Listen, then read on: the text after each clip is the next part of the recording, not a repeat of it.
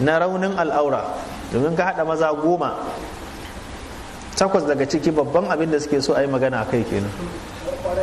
Ko na yi ƙarya? Ko faɗa da ƙarfi na yi ƙarya? Ko tsallake? An gane ko?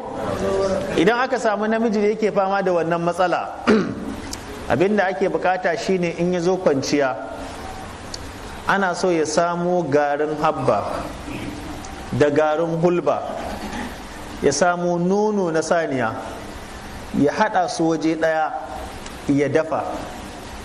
Idan ya dafa su sai ya zuba zuma, da safe kafin ya karya ake so ya cika cikinsa da shi. Haka da daddare in ya zo kwanciya ana so ya hada garin hulba da garin habba, ya dora su akan wuta su haɗu da juna, sai ya zuba zuma sai ya sha.